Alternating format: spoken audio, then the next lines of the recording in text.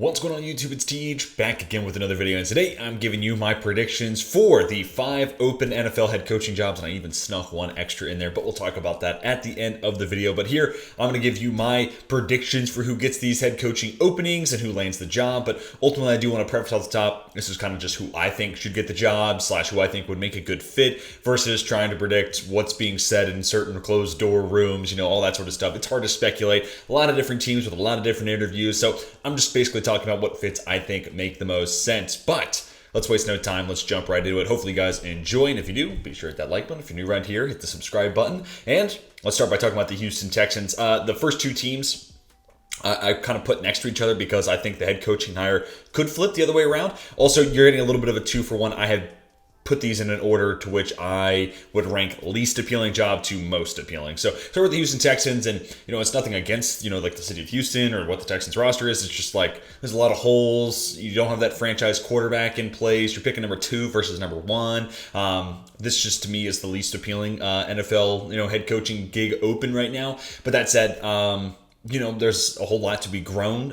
You can kind of have the team mold into whatever direction you want to take it in. And I think DeMeco Ryans would be a great hire. One, former Houston Texan, so I think that'd be a fun storyline, right? But off of that, just a guy who you want to have at the front of the room, right? Like, just feels like an awesome leader, culture guy for sure, but also, coaching the best defense in football this year, maybe even over the last 2 years, right? So I think he's done a great job both coaching and then also leadership-wise, and it just feels like every single player would die for DeMeco Ryans, which you have to be excited about. Now, from DeMeco Ryans as a head coach, who does he hire as an OC? That would be an interesting conversation and trying to figure out what that might be. But I think if you just focus on Ryans, his resume, and his leadership style, he's a young guy, former player. I think a lot of current players can be able to relate to that. So I think this would be a slam dunk hire. And, when talking about building a winning culture and what the Texans want to be moving forward, I think DeMeco Ryans would be an awesome hire there. But like I said, him and our next coach here, Brian Flores, I think these could be flipped the other way around. I think prior to the Brian Flores lawsuit against the NFL, he was, to me, the guy the Texans wanted to hire. That felt like the inside track. He felt like he had the inside lane, him and Caserio, 2 former New England guys. So felt like there were a lot kind of brewing there. And then, obviously the lawsuit kind of derails that. But the reason I decided not to have Flores go to Houston, despite I do still have that leaning in me, is the fact that only one team has requested the interview, and it's the Arizona Cardinals, right? So if the Texans haven't put in that legwork while they have with others, I'll say maybe they go Ryans. And then, a lot of the same reasons I said about Houston wanting Ryans, I think the Cardinals could want from Brian Flores, right? But extra additional factor, Brian Flores has already put together 2 double-digit winning seasons, and he did so with a quarterback that wasn't really gelling with where I think he wanted to go. And I think that's a big reason why Miami was so heavily linked to Deshaun Watson. So still to come away with 10-plus wins in each of his 2 years in Miami is very impressive. And I think, if you're Arizona, it's like, yeah, we need that dude to get us back on track. We need that dude at the front of the room. We need a culture shock here. We need a culture change. I think Brian Flores is the guy to potentially do that. Him or DeMeco Ryans, I think, makes a ton of sense here. I know they've been linked to Frank Reich. That could be fun, him and Kyler Murray for the future, but I think this is a guy who, one, can try to help repair that defense, right? And also, if you're bringing in Flores, you're probably parting ways with Vance Joseph. But I think that's okay if Flores has his hand, involved in the defensive side. I think you're not going to lose a whole lot there. But I think this is just like, hey, we're going to set a new tone. We're going to set a new identity. I think Brian Flores is a hire that could potentially do that. Obviously, your defensive assistant coach and linebackers coach for the Pittsburgh Steelers this year. So a year away from being a head coach, we'll kind of wonder how that changes maybe his thoughts on the position, his leadership style, if at all. Not saying it has to, but it's just interesting when you get that opportunity to take a step back and re-examine what you've done previously, what future changes kind of come out of that. But him or Ryans, I think, would be a slam dunk hire for, Houston or Arizona, trying to reset who they are, their identity, their culture, all that stuff, while also bringing a lot to the table. 2 teams that need their defense to get better. I think those 2 guys, Ryans and Flores, could certainly help you do that. Let's move on to team number 3 here. And the Denver Broncos. This might be a little surprising if you're thinking about, why is he ranking this so low? Why are they not higher up on the list? And there's a lot to be excited about. You got Cortland Sutton, you got Jerry Jeudy, you got KJ Hamler. The offensive line, for the most part, is serviceable. Javonte Williams, a good young fun running back. And the defense is super talented. Pat Surtain, a top 5 corner in the league, in my opinion, at least based off of last season. So why are they so low?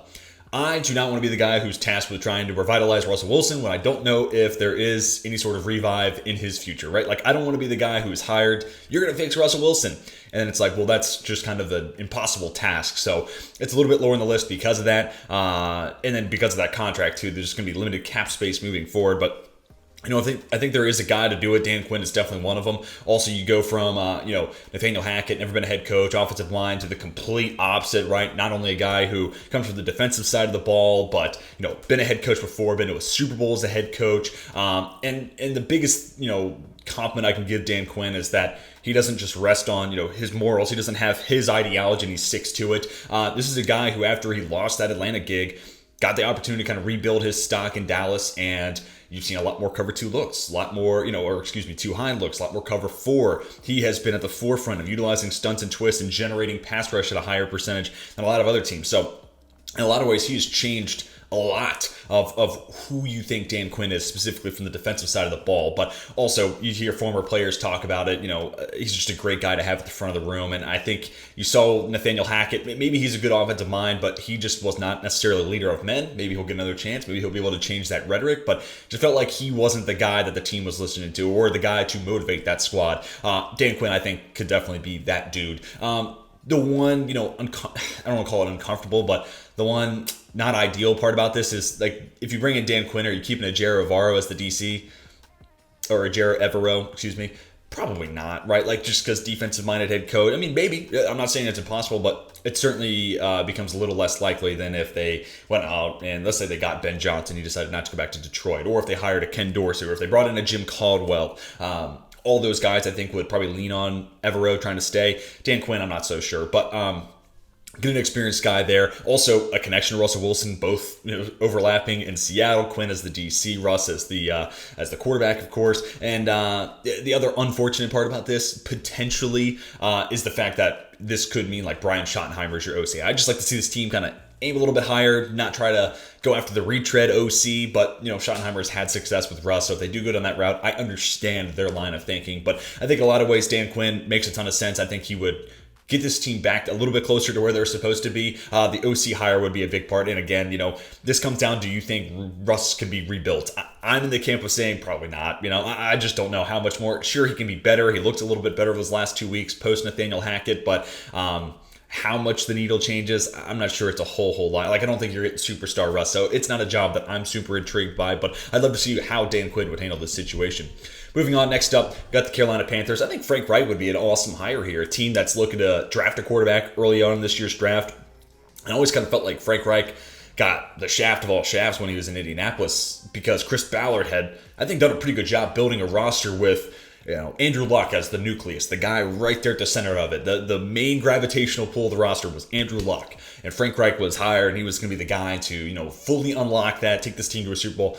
But then all of a sudden, that nucleus, that center gravitational pull was gone because Andrew Luck decides to retire at an early age. So I felt like Frank Reich at that point was just trying to, get the most out of pennies on the dollar with, Phillip Rivers at the end of his career, Carson Wentz, Matt Ryan, obviously, this year. So he was dealt a pretty bad blow there. Jacoby Brissett, to name another guy. And that's just, not ideal. When you're that starved for QB talent at the, not only the most important position in football, I mean, maybe the most important position in team sports, right? You're way behind the 8 ball. So I'd love to see him get the opportunity to get a fresh start anew. And it's in Carolina where, we'll see if they keep Scott Fitterer as the GM and how big of a splash they're potentially willing to make a move. But whether it's sticking at 9 and picking like an Anthony Richardson, I'd love to see those two start on the same footing, right? Like, I'm hired to make you better. We drafted you to help me hit my potential goals and what I think this team's ceiling could be. Versus like, hey, I'm here, I'm going to unlock Andrew Luck, and then Andrew Luck's gone. So, or another alternative is they move up to 5, maybe trade with Seattle. They move up to 3, swap with Arizona. Or they move up to 1. And then it's like, hey, we made this huge investment. We're going to go get a Stroud. We're going to go get a Young. We're going to go get a Levis. And I'm the guy who's going to have you fully hit that potential. So no matter how you spin it, I'd love to see Frank Reich in Carolina kind of on stable footing, stable ground in a similar area with whoever they bring in as that quarterback. First year in that location, it's like, hey, we can do this together versus what Reich unfortunately had to deal with in Indianapolis. Also just a guy who's experienced, right? And kind of similar to what we saw with the Jags. Now, Matt Rule wasn't as disastrous as Urban Meyer, not by any stretch, but After you go college route, I think the idea of an experienced previous head coach, that retread hire, becomes a lot more appealing than like, hey, this guy's never been a head coach before, but that's Matt Rule, and now let's take a shot on, a Ken Dorsey or, or someone like that, just to throw out a name, a Jarrett Evero or something like that. So Caldwell, Reich, I thought about pretty heavily here. Maybe a Sean Payton thing, but at that point, the Saints are going to put a hell of a tax on that. And we will talk about Sean Payton in this video. You're probably wondering, like, where's Sean Payton? And I will come back to the Denver Broncos and Sean Payton in a little bit. But here, I'd love to see Frank Reich. I think he's the right guy for the job in a lot of ways. Love to see who we'd bring on as a DC. Man, if only they could bring back and convince Phil Snow to stick around as the DC. He left when Matt Rule's fired, but he's probably going to follow Rule to Nebraska. But nonetheless, I'd love to see him stick around there, pair up with Reich. But nonetheless, I would love to see this hire. And again, it's all about the quarterback. I think Frank Reich has showcased a lot of success. Obviously he was the OC with Carson Wentz the year he, was an MVP frontrunner pre-injury. They made the run to the Super Bowl. He got a lot of good stuff out of Foles. And even his time in Indianapolis, Phillip Rivers ended his career on a pretty modestly good note. And you look at Carson Wentz in Indianapolis versus Washington, I think the numbers looked a lot better in Indianapolis. So I think he could definitely be the guy for the job in Carolina. Now let's move on to the Indianapolis Colts. I'm going to go Eric Bieniemy here. He did have an interview. And it's just another offseason where we're asking ourselves, who's going to give Bieniemy this shot? Like, he's definitely deserved it. When you're an OC for more than half a decade of the most explosive offense in the NFL, I think you're certainly on the top of a lot of lists. And then you see how the Chiefs had to adapt this year. No Tyreek Hill, so it's a much deeper receiver rotation. You're asking a lot of different guys to do a lot of different things. And then Pat Mahomes is kind of the orchestrator, their conductor, pulling all the strings and bringing it all together. And obviously Bieniemy is aided by having Andy Reid, right? Only head coach in NFL history to take two separate teams to 10 or more playoff appearances. That's bananas. So that definitely works well for Bieniemy, but he's also a guy who has players really speak highly about him. I think you can feel confident about him at the front of the room as a leader of men. But, even if it's Reid, who's kind of the mastermind behind the offensive system, some of that is bound to wear off, pass on to Eric Bieniemy. And if not, part of their success is Bieniemy's in and of itself. So, for the Colts, kind of like Carolina, where it's like the emphasis is quarterback. So I'd love to go see, them hire an Eric Bieniemy, a guy who's had success, worked with Patrick Mahomes. What did, that relationship look like? How can you mirror that here with whoever we end up at quarterback, Young, Stroud, Levis, Richardson, whoever it ends up being? I think Eric Bieniemy could be the guy who kind of unlocks that same sort of relationship and then that same level of play. It's hard to get to Patrick Mahomes, but if Bieniemy can unlock the best of Will Levis, the best of Anthony Richardson, the best of whoever it ends up being, that's the best thing the Colts can do moving forward. And I actually just did my Fix the Franchise on Indianapolis, and there's really two things that come down as the most important dominoes to fall for Indianapolis. Who's the quarterback and who's the head coach? If they do everything else stellar, but they mess up one or both of those two things, this offseason was a complete mess and it's a fail, and you're kicking the can down the road trying to figure out how you can fix it next year, like we've been saying the last 3 or 4 off seasons now for Indianapolis. So I think Eric Bieniemy would be an awesome hire. Some other names you could throw out here, of course, maybe Dan Quinn's in the mix here. Jim Caldwell could be an interesting hire. There's plenty of other people that they've interviewed with. I just think, hey, it's about time we give Bieniemy this shot. I think he'd be an interesting fit there in Indianapolis. Moving on now, this is where, as promised, I am going to talk about Sean Payton. I think it happens. Now, I am filming this on Monday, and you're seeing this on Friday. So a lot could change, so I do apologize having to pre-record this so early in advance. But, after watching that game this past weekend for Dallas, man, I'm just thinking, what's going through Jerry Jones's mind? And I had to scrape up this old picture of Payton back when he was in Dallas, and I think this is the move, right? Last year they get bounced early. They kind of knee-jerk trade Amari Cooper, thinking, okay, well, if we have more, cap flexibility and we have more money to spend in free agency, that'll get us back on track.